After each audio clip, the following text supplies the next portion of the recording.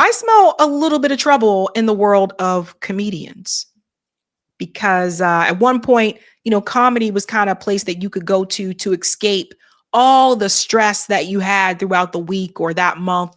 You could watch stand-up comedian be like, what's up? Or watch like a comedian on a podcast. And that was your way of just escaping all of that mess, right? But things changed over the years where some of these comedy podcasts have become a vehicle for the political space. Whether it's Andrew Schultz, which you'll see in just a second, Joe Rogan, you'll also see, whether it's been, Theo Vaughn, etc. Politics made its way into the comedy space.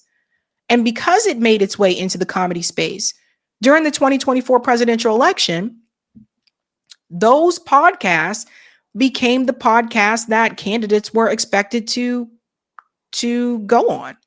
Trump went on to Joe Rogan. I think Andrew Schultz, I can't remember if he interviewed, maybe he didn't go on to Andrew Schultz, but I think Andrew Schultz either endorsed Trump. I think he endorsed him. Theo Vaughn, interviewed JD Vance, etc. So it kind of became this vessel. Bernie Sanders went on to Joe Rogan's show for his 2020 election, and Joe Rogan endorsed Bernie Sanders then. Then in 2024, he endorsed Donald Trump. So it's changed. And because it's changed, you do have comedians that are on different sides. You have a comedian that's more on the right side, like supporting the right-wing politicians. And you have the comedians that support, the Democrat like politicians like Obama or, Kamala, etc. And that is interesting because I felt like the one thing that comedians had in common was that all that would just kind of go by the wayside for a minute, and they would just joke and make people laugh and talk about how important it is for comedians not to lose their right to free speech, how they stood up for Dave Chappelle, how they stood up for Tracy Morgan, because they wanted comedy to be comedy and they didn't want them to lose their voice. But now you're going to see Joe Rogan, Andrew Schultz, and Mark Maron seem to be kind of at each other's throats here. And it all started from what I can tell was this appearance by Mark Maron on this podcast called Bad Friends. So listen to what Mark Maron said about Joe Rogan, and then I think you'll understand why that response was delivered on Joe Rogan with him and Andrew Schultz. We probably all owe it to Tom Green. Yeah, we do actually. I did Tom. Yeah, right. Tom was first. With the video podcast. With the video, yeah. But yeah, me and who else? Rogan. Okay. Who's that? Joe Rogan. Joseph Rogan? Yeah, he's out of Texas. Oh, he Texas. Got it. Yeah. I got it. Got it. Yeah. You love Austin, don't you? He's running half the planet out of Texas. Yeah. He's got a tight hold on the enlightened meatheads. Dude, Maron's disdain. It's not disdain. It's reasonable criticism. Reasonable criticism. Yeah. When was the last time you spoke with him?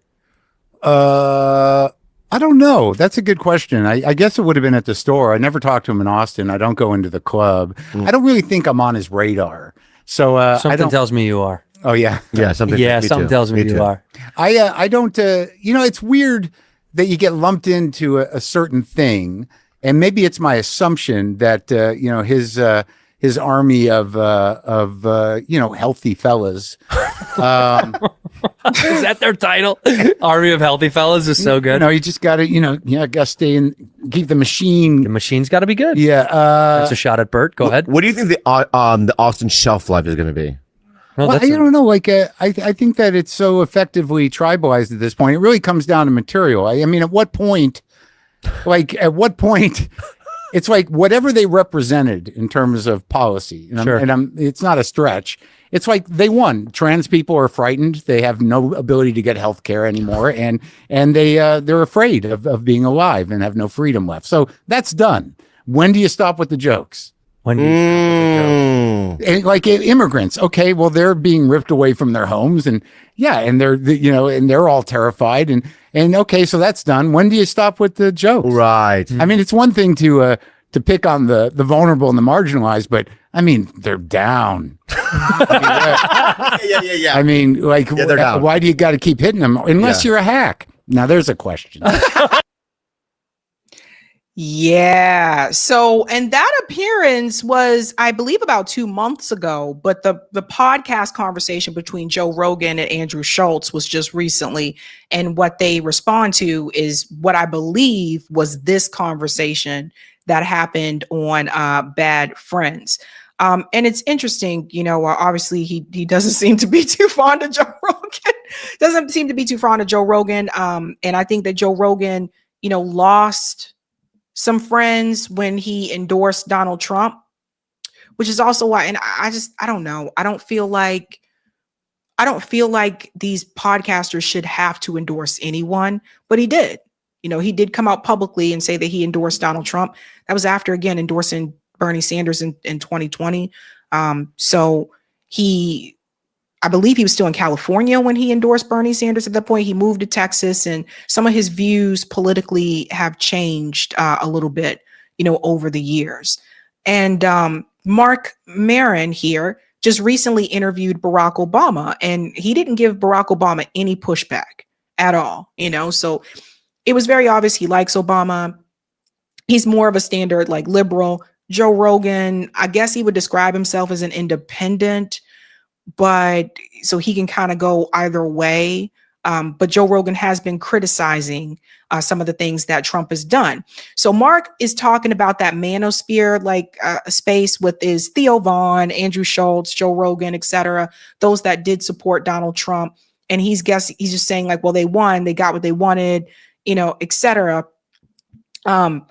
But there also seems to be some type of tension, like even from this conversation, it's almost as if the way that Mark is talking is if something happened before all that, before Joe Rogan endorsed Donald Trump, right? So let's go on a little bit more here, then we'll get to the Rogan conversation. Wow, Mark, He comes in swinging. Yeah.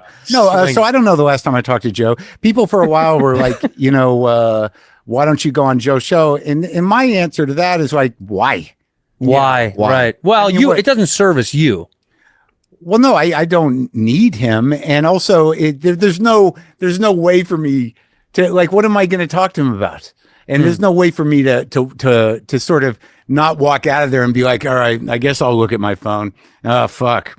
How long is this going to go on for? You know, like, right. But it's like Martin Luther King and Malcolm X made me meeting at one point. Don't you think? Let's go historical with it. Say it again. Malcolm X and Martin Luther King meeting. They met at one point. Yeah. Well, that's right. And pioneers of the civil rights movement. Which one is Malcolm X and which one's Martin Luther King? Martin Luther King. I don't really think that's not Martin Luther. The analogy doesn't work. No. He's so bad at analogies. Let him keep going with this. It's going to get funnier as it goes on. Yeah. Okay. Let me go with more analogies. He's like, this is if Hitler's and Goebbels had to hang out off the work site. Why one of those is right. Yeah. Yeah, I think. Yeah, definitely not a fair comparison. You got half that analogy. Okay, yeah. Dude. See, Mark, why could you just once support me? You know what I mean? With an analogy. Shut up. But that was just wrong. It brought race into it in a very profound way. Yeah. And I would. Mine was angled and funny and distant. It went somewhere else. Yeah, I think on one side of that, there's a guy that's aggressively fighting for the civil rights of victimized white people. God knows they've had it hard enough for a long enough time. But has Joe asked you? No. Oh, here's a better angle. Adam used to go like, hey, what? And I'm like, no, why? Well, because it's interesting. So that was interesting. So he said, no, Joe has not asked him. He said Adam used to be like, well, hey, why or whatever. No, he hasn't asked him. And then also he's not interested. So I do want to show you what Joe Rogan and Andrew Schultz talked about here. And like I said, I believe it sounds like it's in a response to that interview. So listen to this. Forgive. You know what I mean? You have somebody on your pod who had someone on their pod talking shit. You're better than me. Yeah. You're better than me. You got to be able to just let things go. I can't wait for Gavin Newsom to go on Bad Friends. I can't. I want to see I'm distancing myself from the Rogan Sphere tour. That's First hilarious. stop, Bad Friends. That's hilarious. I thought that was corny. Yeah. I thought it was corny. Yeah, we talked about that. I don't know. It is what it is. You're more forgiving. There's no time that you should, in my mind, no time that you should be spending on these kind of conflicts. It's like pointless. It's wasted energy. Yeah, but it's fun to talk some shit. Well, you know, when I decided to talk shit about Marin was after the Theo thing. After Theo kind of went off the rails. Yeah. And Theo went off the rails right after Marin put him in his special. Yeah. You know? Yeah, I'm not sure if I can play that on here, but I did see the video, and in that video, Mark Maron made a joke, basically made a joke about Theo Von, where he said that Theo Von would be like, "Yeah, man, I'm gonna interview Hitler and be like, so what's up? What's cool, man? Da da da," like that type of thing. So obviously, there's a political energy here among these comedians, and it seems like that's what a big part of the tension seems to be about. And I feel like that wasn't the case in the comedy space for quite some time, at least as long as I can remember. But now it does seem that way. Whereas Mark Maron, you know, likes Obama, just interviewed Obama, definitely status quo liberal. Not too cool with Joe Rogan and the rest of these guys who voted for Trump, endorsed Trump, and gave Trump a pass. And so it seems like that's where a lot of that energy is coming from. And this brings up a good question. Is comedy really the place for politics? Do people feel as though politics should be brought into the comedy space? Should a comedian podcaster have to endorse a presidential candidate? Not saying that he had to, but should that be the place for that? And it makes you wonder, because when we talk about things like free speech, that definitely impacts comedy. We saw Dave Chappelle go through all of that. So it kind of makes you wonder. But listen to what they say here. I thought this was pretty interesting about Mark. You know my issue with that joke in the special? It was just like what Twitter says. It wasn't even like a creative angle. It's not good. It was just like literally what every tweet would say. Meanwhile, it's one of the funniest jokes he's ever made because it's an impression of a really funny guy. Exactly. Yeah, you got to rely on Theo's impression. Yeah. Yeah. But yeah, I don't know. Like my whole thing with Maron is like, I think that like people outside of comedy have this idea of him, but like everybody inside comedy knows he's a piece of shit, and they've known it for years. And like, this is not just like us. No. You know, like there's that great like Jon Stewart story about their thing, which is like, I don't even know if people know, but like John took that MTV show and Maron like ripped him for it. "Oh, you sell out, you piece of shit, how dare you do it?" And then when John leaves to go do another show, guess who takes over that same show? Maron. So it sounds like there could be some jealousy here as well, right? Like, how dare John take that show? But when John leaves, Maron is happy to take that spot on that show, right? So sounds like there could be a little bit of jealousy involved here as well. Also, in the comedy podcast space, there are very few that have like these large ass platforms like Joe Rogan does, where they can bring on the president of the United States or a presidential candidate, or they have millions of people that are listening to them. When you think about comedians, even when it comes to some of the other offers that they receive outside of comedy, it's typically the same people, right? Like you see the same comedians in movies over and over. You see the same like comedians like being asked to lead certain shows and things like that, or certain talk shows or whatever. It seems like it's the same people that are getting those invitations. So it also seems like there could be a little bit of jealousy here afoot as well on Mark's side. Now, you can have your issue with who Joe Rogan endorsed, and you can call Joe Rogan out for that and everything too. But I feel like when it comes to the comedy, you should still keep it at that. Like you should still have, you know what I mean? Like even in my life, like I know people who voted for Trump. I know people who voted for Kamala. I know people who, voted Jill Stein. I know people who stayed home. Most people I know stayed home. Like I know that. But like, I don't cut people out of my life because of who they voted for. I wish we could get back to that type of America. I really do. I wish we could get back to the days where people didn't come up to you and say, "Who you vote for?" Like that's what this country has become. It's become very polarizing. So that's what it seems like. It seems like that tension, that cutoff for Mark is more so political. Because Andrew and Joe endorsed Trump and voted for Trump. That's what it seems like it's coming from for me. But then Andrew also explains to you that it's not just them that have an issue with Mark.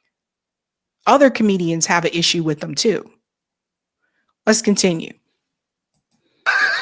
That's who we're dealing with. So Yes. it's like, it's one of these things where like inside the game, we all know who the pieces of shit are, and we just go, ugh, we roll our eyes. This is how Mark Maron works. He sees you get successful. He feels bad, so he comes up with a reason why you're bad. Exactly. And he'll find some like intellectualization of it to justify his bitterness. You want to know what he hit me with Fear Factor? What do you say? You're taking jobs away from comedians who would be writing on sitcoms. What? How was that? What? Because I'm doing a people eat reality cockroaches? show. So the reality show, which is #1 show in the country, Yeah. would have if it didn't exist. That was a Trump moment right there. #1. It was the best. That show was gross. I don't know the age, everyone's age in the chat. So if you're really young, you may not have seen this show called Fear Factor, but I remember Fear Factor and it was gross. Like you were basically watching people eat bugs. Like they would get into a tank and someone would just dump a bunch of cockroaches like on top of them. It was gross. It was just gross. And it wasn't even about fear at so much anymore. It was just about gross. It should have just been called Gross Factor, But that is how I became to know of Joe Rogan. It was that show called Fear Factor. That was how I heard about Joe Rogan. He was the host of that show. He had hair then. And I just remember it being a really gross, disgusting show. So I didn't want to watch it because of all that gross stuff. That's when Child of God said, that's when you knew people would do anything for money. Yeah. I was like, are these people crazy? I would never do these things. But yeah, we'll continue on here. But when the idea was that somehow or another this is stealing, it's the dumbest justification. You're just where angry, bro. You didn't look at it at all. You didn't have any insight. You didn't like step back and go, okay, let me reflect on this. Does this make any sense? Because it doesn't make any sense because those people are doing a job outside of comedy. Exactly. Just like me. I'm doing a job outside of comedy too. But you can't even give it any credence. It's like the guy, every criticism he has, he's guilty of. Like he's like, how dare you have presidents on the pod and have fun with them? And it's like, you had Obama before anybody. You started this. You didn't ask Obama anything about fucking drone strikes or whatever. And frankly, and I love Obama. I just want to point that out. Like I actually really do. And I know there's probably fucked up shit that anybody in power got to do. But like I liked him. I love him as a statesman. I think he was the best statesman we've ever had. You just felt good. Yes. You just felt good. We felt like he's a great representative of America. 100%. He's as intelligent and measured as anybody who's ever held the office. Better than like Clinton. Did anybody not feel? Am I the only one that did not feel good? Like when Obama was president, like I was struggling. I remember like things were not good for me. Things were not good for me financially. So I didn't feel good. Maybe they felt good. They were probably doing okay. But to the point there about Mark Maron and Obama. So again, that goes back to the Trump factor, right? That just goes to show you that it's really not about, Joe Rogan having these political conversations. It's more so about who they endorsed and who they voted for. That's what the stab was there towards Theo with the whole Hitler thing and the snub here towards Joe Rogan. It's the Trump thing. If it had been the other way around, let's say that Joe Rogan would have endorsed Kamala Harris. I think Mark would be totally fine. Or if Theo had endorsed Kamala Harris, I don't think that joke would have been the same if he made a joke about Theo. So that's really what it comes down to. It's the Trump factor. When he was young was really good. I think Obama was another level. Yes. So, I think Obama was another level. Anyway, but it's like, yeah, you did it. You did the thing. You did the exact same thing. Talk all this shit about like, oh, we just had him on recently. Didn't ask him anything. Of course he did. Anything like would you have repealed the Smith-Mundt Act? But is that surprising to you? No, not of course not, because we know, because we're inside. Well, this is the thing. He positions himself as this intellectual, but he doesn't say anything interesting. Yeah, I think there's nothing that guy ever says where I'm like, wow, that's a unique insight. That's the thing. Fucking never. It's childish with a good vocabulary. No, I think he's a smart guy. I think he's probably smarter than he is funny. I think that drives him crazy. Yeah, but he's also too obsessed with himself to be reflective enough to understand like why other people don't like him. Wait, you're saying the guy who talks by himself for 5 minutes before the president comes on? 15 minutes? If there wasn't for Fast Forward, there would be no Maron podcast. Yeah.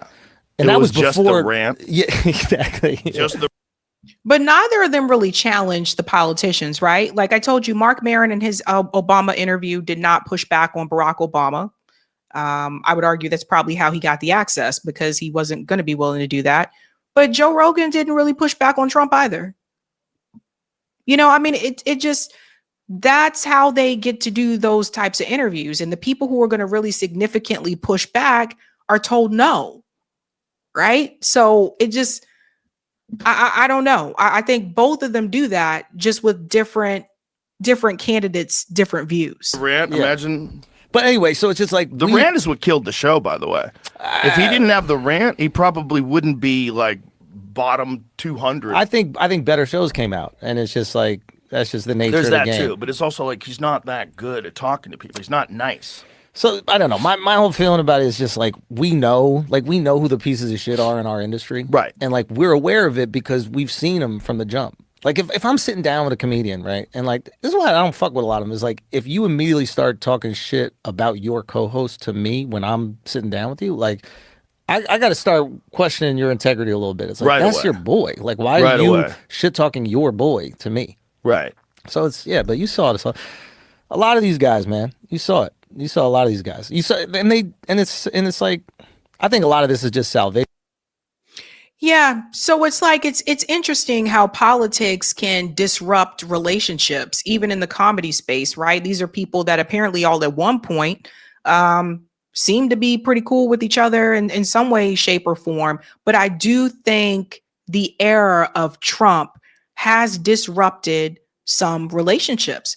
And that includes in the comedy space. I know people have told me that they got family members that they don't even talk to anymore because of this issue, right? So I don't know. I think it's definitely been a disruptor for people of sorts. And then something else I thought was kind of interesting. Bad Friends removed Mark Maron from their podcast thumbnail, which is true. This was the first one.